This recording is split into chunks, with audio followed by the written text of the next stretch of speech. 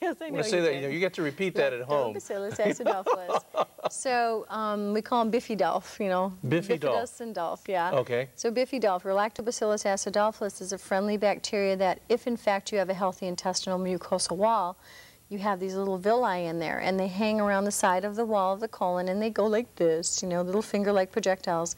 And with that fluctuation that they go through every minute of every day, they create friendly bacteria. And that friendly bacteria helps actually to move the feces along the colon. It gives low odor to the feces, and it helps, in fact, for it to have a nice shape, color, and consistency. So it's well-formed, not broken up, not too hard to pass. But you need water to do that. Mm-hmm. You said low odor? Mm-hmm. Is for what? For the feces. So if you have a low odor to your feces, that means that you have plenty of friendly bacteria. Oh, that's interesting. Right. That is interesting. And as my clients work with me and we clear up their diet, the odor, again, when they pass their bowel movements, basically becomes odorless, which is interesting. That is interesting. So water is necessary. Your body is actually, if you look in the mirror at this, cute little face of yours, you have 72% water in your system. So if I were to take all the water out of your shoes, out of your toes and your bones and your eyes and your lips and your hair, skin, and nails, you would fit into a shoebox if we dehydrated you down. Isn't that a great visual? That's You're just a little thing is what you are. I'd fit in a shoebox. Yes. Right. Yes. I see. Yes. This would be a waterproof shoebox. All the water out of your bones. I see. Yes. Interesting. So given that, you have to have enough water. That's incredible. It is. When you really think about it, all jokes aside, that we could fit into a shoebox, so we are basically water. Yes, we are. And if you think about all the things that affect water and how important nutrients and minerals and... Right. In fact, your water carries your fiber. Your water carries all your vitamins and minerals. You have to have water to help break down and transport your protein or your amino acids. It's the medium by which all things work or exist or procreate. So if you don't have water in the system, now I'm not talking Kool-Aid, I'm not talking about your diet sodas, I'm not talking about coffee. Those are processed in the liver very differently. Water is actual water. Right. That is not, and let me say it for her before she missed the show, not tap water. She'll go crazy if you go out and get tap water. She wants you to get good water. Right. How'd I do? Very good. Thank you very much. However, we don't want to scare people away from water, because if you can't afford to buy bottled water, and many of us can't, then at least go buy a little $20 filtration water pitcher. Okay. And this is just a sidebar. It's called a Brita, B-R-I-T-A. And the Brita, in fact, is a clear water pitcher, and I see they're coming out with competitors that are even more reasonably priced. It has a because you need a Brita and a Sitta. A Brita and a Sitta? What kind of lingo is that? I have no idea.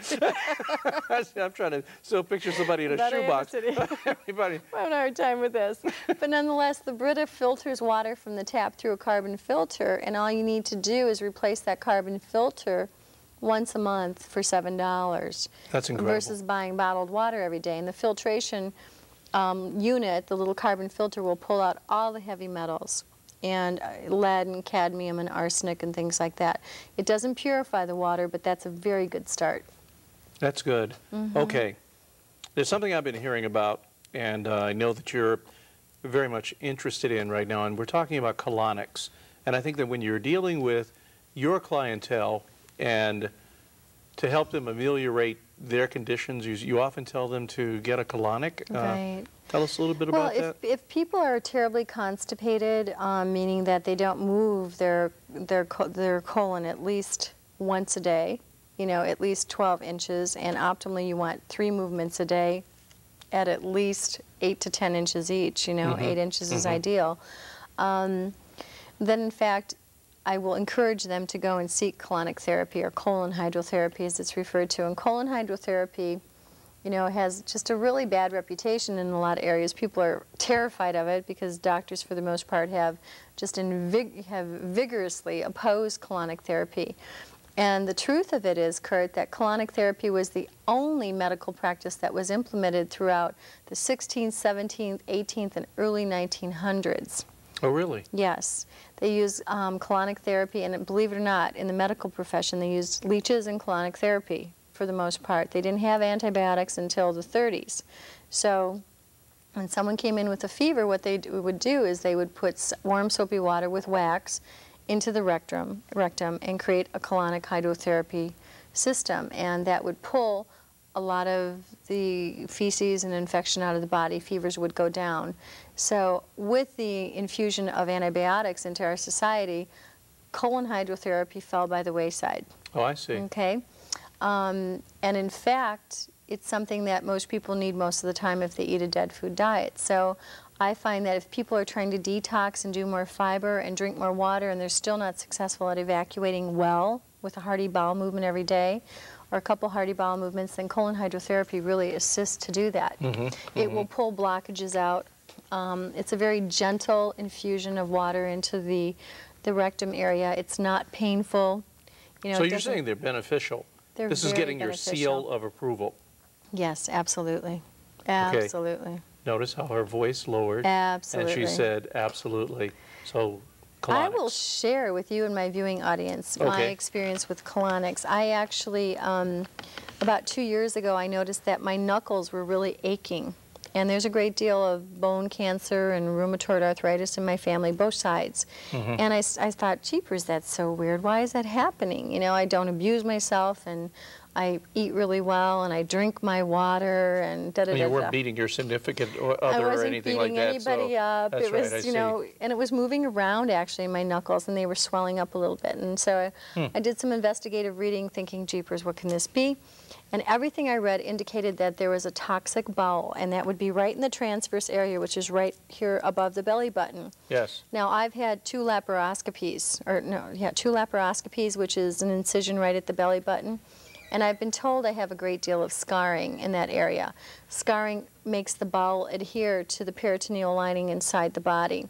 So that can cause like a twist or a pull or congestion in that area. And I do get bound up in that area. All right. So I thought, well, jeepers, even though I really move really normally and pretty well, you know, maybe I have some old impacted feces along the transverse area in the colon. So I sought colonic therapy, and, you know, became very well acquainted with the ins and outs and whys and wherefores of it, and went basically once a week, you know, for about 6 months, and then I weaned down to twice a month, and then I weaned down to once a month, and now I probably go once every 6 or 8 weeks. Okay. But I found during the course of that curriculum, not only did my hands and the knuckle pain go away, I ended up clearing out my sinuses, and I have had sinus problems all my life since I was a little girl, actually since I had all my fillings put in when I was 12. I had a lot of dental work done. And for the first time in my life, I can breathe through my nose, both nostrils, at the same time. So this was like a side benefit. That is a significant finding, and it's something that you can point to. Thanks for sharing that. Yeah, it's really, it's thanks amazing. Thanks for sharing that. That is amazing. So the point is, you know, you can have years of feces, Kurt, that is packed, hardened in those little pockets in the colon. You've got pockets. And I'll tell you another interesting story. A few years back, probably about 12 or 13, when I first started my practice, my best friend and I decided to do a colon cleansing. And we did a 3-week kind of purge fast fiber, lots of fruits and vegetables cooked down into a real thick kind of muesli broth. And we did, you know, psyllium at the same time, did colonics. And what we were looking to get out of the system, out of the colon, were these little twisted wood-like pieces that come away from the wall of the colon. It took me 3 weeks. And they look like little pieces of darkened birch, and they're hard as a rock. And that means that you're getting that old, hardened concrete-like feces pulled away from the wall of the colon. Now, as I see it, I'm probably ready to do another one. You know, it's been a few years. Because accumulatively, you will just end up with like layers of like thin sludge that build over each other and over each other. Oh, I see. And as the colon becomes less elastic, it's a muscle. If you don't use it, you lose it. Okay. And as the colon becomes less elastic, it becomes more dense, and you can actually get this transverse colon that will start to push down and hang down and press on other organs, like your bladder and your uterus. And some women end up with prolapsed uteruses as they get older because basically they're not moving their bowels enough. Okay.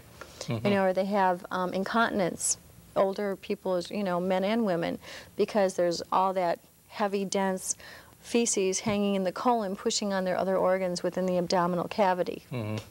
So colonic therapy is wonderful. You know, it's a good way to get your body cleansed and get it moving. Water is not dangerous. You know, it's simply hydrating.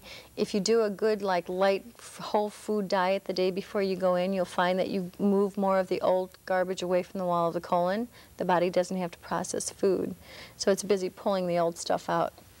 Now, I have to ask you this question. I have to. So you got to give me more time because I've got to get this on. As busy as you are, yes, and as peripatetic as you are, doing this, doing that, counseling, consulting, being there for every person, answering phone calls, you've just opened. I need a vacation. You do what? I need a vacation. You need a vacation, that's right. You just opened a colon care center. Yes, Why? I did. Because I see so much constipation in my practice. It's just astronomical. And you know, again, statistically speaking, Kurt, colon cancer is right now the #4 killer in America. Colon and rectal. Really? That's significant. And the American Cancer Society has told us again and again, if we consume 9 servings of fruits and vegetables a day, you can offset the onset of that cancer. You can keep that from occurring in 76% of the cases, almost 80% of the time. So what we're seeing are more and more people who have years of terrible eating habits following the food pyramid, you know, which is upside down. It doesn't work. Doing too many starchy, you know, carbohydrates that are highly processed, doing too much saturated fatty acid in their meats, doing absolutely no oils, and not nearly enough fruits and vegetables. So I think I'm going to create a new food pyramid this year. I think it's a great idea. Yeah, one that, you know, gives vitality and helps people really help to move their bowels. Because if you have a healthy colon, you have a healthy body. And I'll tell you what, if I don't get people's colon moving, my clients' colons moving, I cannot help them obtain optimal health. It's as simple as that. So that's why I opened a colon hydrotherapy center, because it's really necessary. And, you know, I think the more people that get this information, the more people that can blend, you know, really good, safe, viable alternatives to surgery, radical procedures, the better off we all are. The lower our health care costs will be. The more that good information and that gift of health will be passed along to everybody else. So that's important. You know, I'll tell you, and I don't mind going in the air and saying this, I think you're heaven sent. And I used to think so that... sweet. I'm not an angel. Well, I used to think that angel food was a cake, but I see it's it's a recipe from Deborah. Isn't he sweet? He just loves me very much. Absolutely, and I just think that's very, very important. There have been shows where we've had some of your clients on, and they've been healthier, and we've seen the changes, and they can't wait to share. And now you're coming on, and you're talking about something so very, very vital and very important as constipation, and explaining just how to eliminate it from our day-to-day process. You know what, Kurt? I was extraordinarily constipated in my 20s. I never drank water. If it wasn't fried and it wasn't carbonated and cola-based, I didn't drink it or eat it. I mean, if I hadn't been given this gift of health, it's been a long journey, you know, but I was given the gift of health basically through many mishaps. You know? I see. So now I have this gift, and we need to give that gift back. Well, let's do that. Here we are. I'll tell you, she got me again, and I have to say goodbye, but when she first told me that we were going to be discussing tight end, I thought she was talking about football. And here we go with constipation. You take care. Come see me again, all right? Deborah.